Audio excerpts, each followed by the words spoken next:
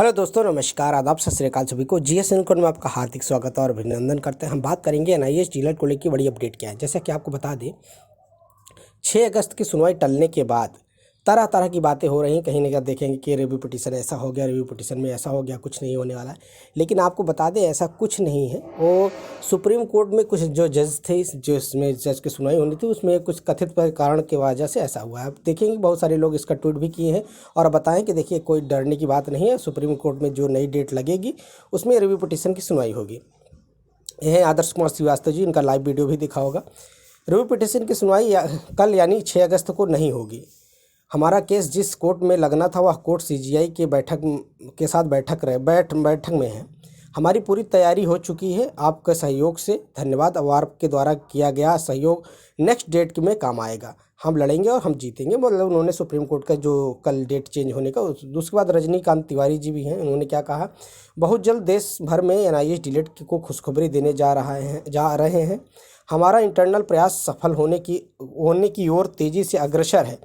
बहुत कुछ है जो हम किसी को नहीं बोल सकते हैं, क्योंकि उस काम को बहुत बड़ा लिया गया है। देश भर में एनआईएस डिलीट को बधाई।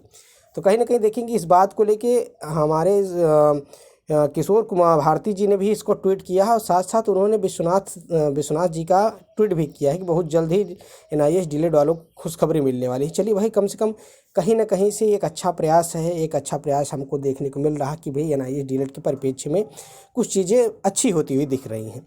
देखेंगे, आपका कठिन मेहनत है कि हम एनआईएस डिलीट साथियों को सफलता दिला सकती है। कहने का मतलब उन्होंने कहा कि हम इंटरनल प्रयास सफल होने की ओर तेज़ी से अग्रसर है। बहुत कुछ है जो हम किसी को मतलब ना ही डायरेक्ट नहीं बोल सकते हैं, क्योंकि उस काम में रिस्क बहुत बड़ा लिया गया है। और देश भर के एनआईएस डिलीट को बधाई। कहीं ना मतलब साफ साफ इस बात से स्पष्ट हो रहा है कि देखिए, जब इंसान जीत के करीब होता है तभी इसको कुछ चीज़ों को स्पष्ट कहता है। वो डायरेक्ट ऐसे कहना बिल्कुल सही नहीं होता है।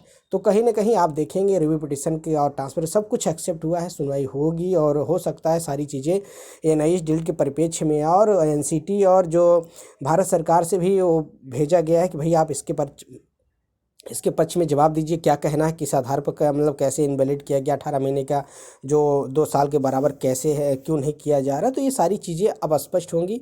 जब भी सुनवाई होगी उस सुनवाई से सारी चीज़ें स्पष्ट हो जाएंगी और कहीं ना कहीं आप समझ लीजिए जीत के भी करीब है। ये बात को बिल्कुल सही है। जहाँ तक अगर 90% देखिए, अगर रिव्यू पिटीशन एक्सेप्ट होना ही बहुत बड़ी बात है। एक्सेप्ट हुआ है, उसकी भी सुनवाई लगी है और आज 6 तारीख को हो जाता है।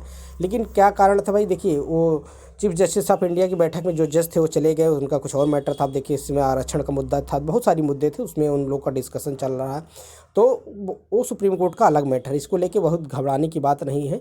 आपका रिव्यू पिटीशन फिर से सुना जाएगा और उम्मीद है कि बिल्कुल सुने जाने के बाद आपके पक्ष में ही फैसला आएगा। और जो भी आप लोगों ने सहयोग किया, देखिए, आपने देखा होगा कि विश्वनाथ सर ने कहा है कि भाई हमारा जो वो पैसे का भी मैटर था वो पूरा क्लियर है। वो आपके जो भी फंडिंग थी वो बिल्कुल क्लियर है और बहुत जल्द ही हम लोग एक अच्छा मुकाम तक पहुंचने वाले। खबर है कि वीडियो पसंद आए चैनल को लाइक करें, ज़्यादा से ज़्यादा शेयर करें। मिलते हैं नंबर 1 से। नमस्कार, सभी दिन शुभ हो। Thank you, have a nice day, good day.